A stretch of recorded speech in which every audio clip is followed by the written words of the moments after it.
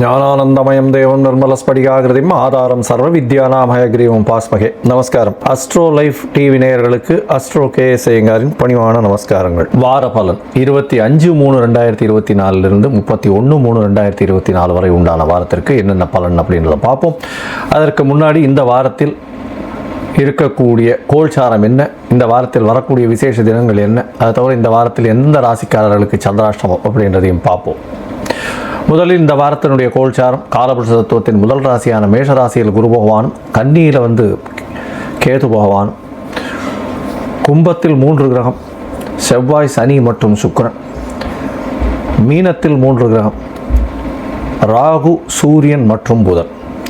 சந்திர பகவான் அதிவேகமாக செல்லக்கூடிய சந்திர பகவான் இந்த வாரத்தில் பார்த்தீங்கன்னா உத்தர நட்சத்திரம் இந்த வாரத்தில் ஆரம்பிக்கும் பொழுது இருக்கார்.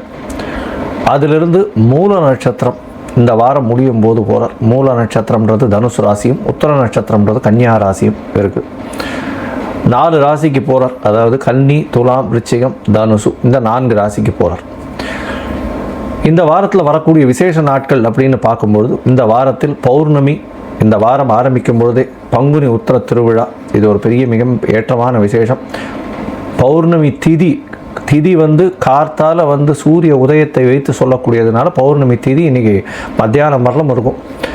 அதற்கு பிறகு பிரதம திதி, கிருஷ்ணபக்ஷ பிரதம.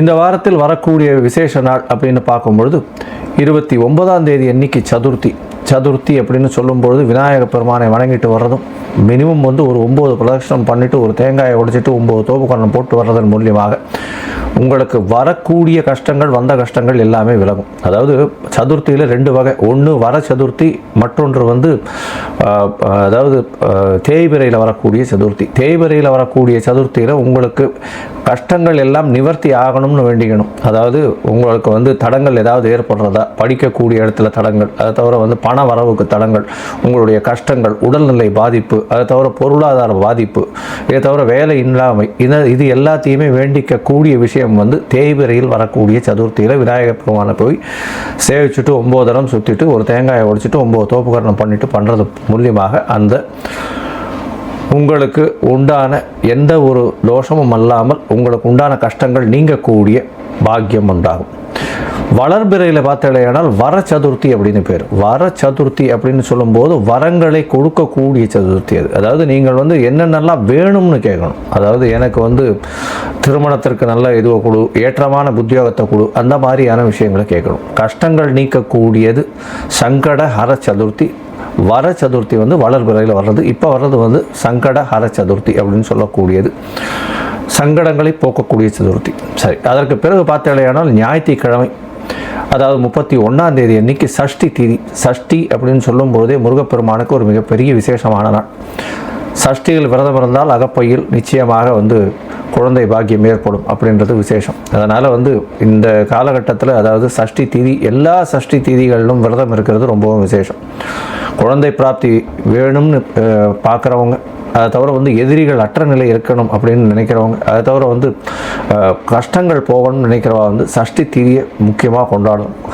சஷ்டி திதியில் விரதம் சாயந்தரம் முருகப்பெருமானின் அபிஷேகம் அது எல்லாத்தையும் பார்த்துட்டு அதற்கு பிறகு தான் போஜனம் செய்யணும். அது மாதிரி சஷ்டி திதியில் விரதம் இருப்பாள்.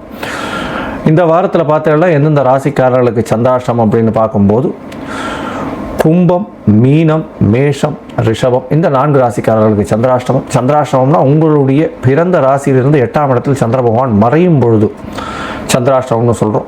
ஏன் சந்திராஷ்டமம் இவ்வளோ முக்கியத்துவம் பெறுறது அப்படின்னா, சந்திர பகவான் மதிக்காரகன். அவன் மறைந்திருக்கக்கூடிய காலகட்டத்தில் தவறான முடிவுகள் எடுக்கக்கூடும். அதனால் புதிய முயற்சிகள் வேண்டாம், வெளியூர் வெளிவானில் பிரயாணம் வேண்டாம், தேவையற்ற யாருக்கு ஜாமீன் கையெழுத்து போடுறது, இந்த மாதிரியான விஷயங்கள் பண்ணாதீங்க. சரி, இந்த வாரத்தில் பார்த்தீங்கன்னா மேஷம் முதல் மீனம் வரை 25/3/2024 31/3/2024 வரை எப்படி இருக்குது அப்படின்றத பார்ப்போம். அதற்கு முன்னாடி என்னுடைய மொபைல் நம்பர் ஸ்க்ராலிங்கில் இருக்கோம். உங்களுக்கு அஸ்ட்ராலஜிக்கல் கன்சல்ட் தேவைப்பட்டதுன்னா நீங்கள் எனக்கு ஃபோன் பண்ணிவிட்டு ஃபோன் பண்ணுங்க, உங்களுக்கு அப்பாயின்மெண்ட் தரேன். உங்களுடைய date, time, place of birth, உங்களுடைய பெயர், உங்களுடைய தாய் தகப்பனார் பெயரை என்னுடைய வாட்ஸ்அப்பில் அனுப்பிச்சிங்கன்னா உங்களுடைய ஜாதகத்தை கணித்து சந்தி இருக்கான்றதை பார்க்கணும். முதல்ல நட்சத்திர சந்தி, பாத சந்தி, அதை தவிர லக்ன சந்தி, ஏதாவது சந்தி இருக்கா அப்படின்றத பார்த்து உங்களுடைய நட்சத்திரம் என்ன, உங்களுடைய ராசி என்ன, உங்களுடைய லக்னம் என்ன அப்படின்றத ஒழுங்காக குறித்து அதற்கு பிறகு உங்களுடைய தசாபுக்தி அந்தரம் சூக்ஷ்மம் எப்படி இருக்குன்றதை பார்த்து இன்றைய கோல்சார பிரகாரம் வந்து உங்களுக்கு என்னென்ன பிரச்சனைகள் இருக்குது, அதற்கு என்ன எளிய பரிகாரங்கள் செய்ய முடியும் அப்படின்றத கண்டிப்பாக சொல்கிறேன். சரி, இப்போ மேஷம் முதல் மீனம் வரை 25/3/2024 31/3/2004 வரலும் எப்படி இருக்குது அப்படின்றத பார்க்கலாம். மிதுனம், மிருகசீர்ஷம், திருவாதிரை, புனர்பூசம் இந்த 3 நட்சத்திரம் 9 பாதங்களை கொண்ட ராசி. ராசியின் அதிபதி அப்படின்னு சொல்லக்கூடிய ஒரு புத பகவான் ராசிக்கு 10ஆம் இடத்தில் நீச்சம் பெற்றிருக்கார். இருந்தாலும் இந்த வாரத்தில் பார்த்தோம்னா உங்களுடைய முயற்சிகள் அனைத்தும் வெற்றியாகும். ஏன்னா 10ஆம் இடத்தில் சூரிய பகவான் திக்பலம் பெற்றிருக்கிறது பெரிய விசேஷத்தை கொடுக்கக்கூடிய காலகட்டமாக இருக்கும். இந்த வாரத்தில் பார்த்தாலேயானால் உங்களுடைய ராசிநாதன் 10ஆம் இடத்துல நீச்சம் பெற்றிருக்கிறதுனால சில மன கிளேசங்கள் வரும். ஏதாவது தவறான முடிவுகள் எடுத்துருவோமோ, ஒரு விஷயம் நடக்குமா நடக்காதான்ற ஒரு மனசுக்குள்ளே ஒரு பதட்டம் இருந்துகிட்டே இருக்கும். ஏன்னா இப்போ தான் வந்து உங்களுக்கு அஷ்டமத்து சனியும் முடிஞ்சிருக்கு. அதனால் வந்து ஃபெயிலியர்ன்றது உடம்பில் வந்து ரொம்ப பயம் இருந்துகிட்டே இருக்கும். அதனால் இப்போ வந்து மாற்றங்கள் கொஞ்சம் கொஞ்சமாக தான் வந்துன்னு இருக்குது. இந்த காலகட்டத்தில் உங்களுடைய ராசிநாதன் வந்து நீச்சம் பெற்று போயிருக்கிறதுனால, அதுவும் ராகுவோட சம்பந்தம் இருக்கிறதுனால கண்டிப்பாக உங்களுக்கு மனக்லேசங்கள் வரக்கூடிய வாய்ப்புகள் நிச்சயமாக உண்டு. 4ஆம் இடத்தில் இருக்கக்கூடிய கேது பகவானை பொறுத்தவரையிலும் உங்களுடைய ராசிக்கு சற்று பிரச்சனைகளை கொடுப்பார். அதாவது என்னென்னா சுகங்களை கெடுப்பார், அலைச்சலை கொஞ்சம் அதிகமாக கொடுப்பார். வேலையில் கொஞ்சம் அதிகமான அலைச்சல் இருக்கக்கூடிய காலகட்டமாக இருக்க போகுது. பணவரவிற்கு பஞ்சம் இருக்காது, கவலைப்பட தேவையில்லை. உங்களுடைய ராசிக்கு 3ஆம் இடத்தை வந்து அதாவது சூரியனுடைய இடத்த வந்து குரு பகவானும் பார்க்குறார்.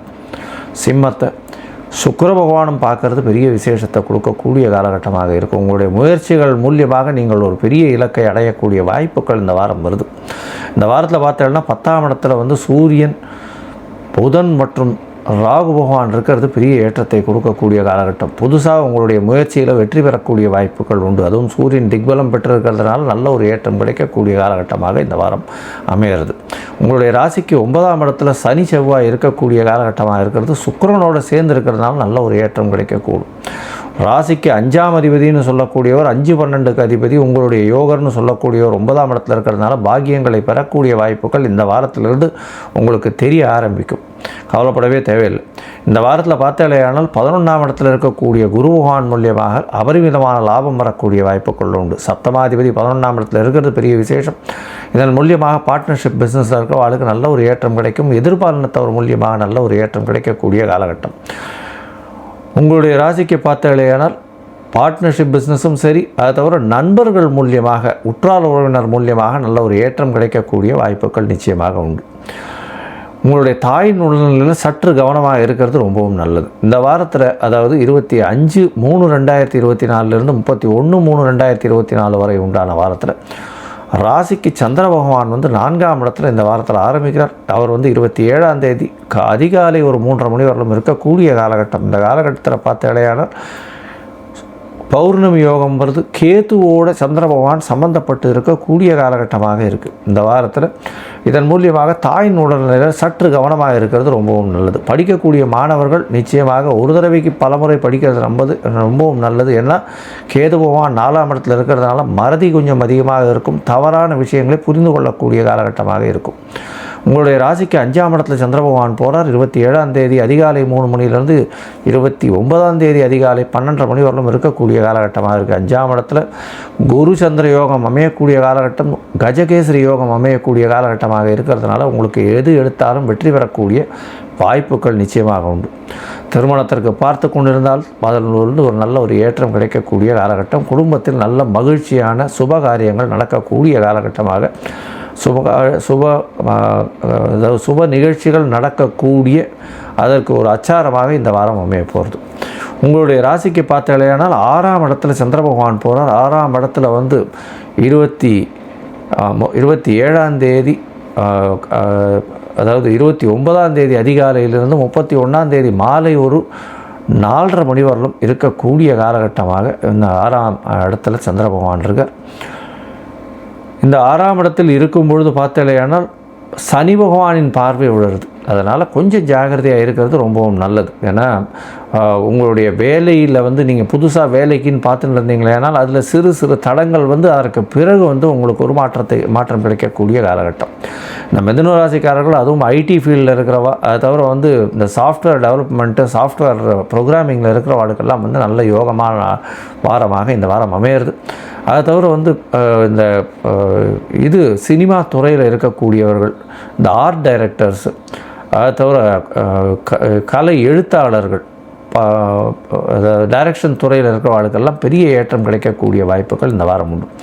இந்த வாரத்தில் ஸ்டூடெண்ட்ஸுக்கு வந்து எக்ஸாம் நடக்கிறதுனால செட்டி புண்ணியம் போய் ஹயகிரீவரை போய் சேவிச்சுட்டு அங்கே ஒரு ஏலக்காய் மாலை போட்டு வர்றது பெரிய ஏற்றத்தை கொடுக்கும்.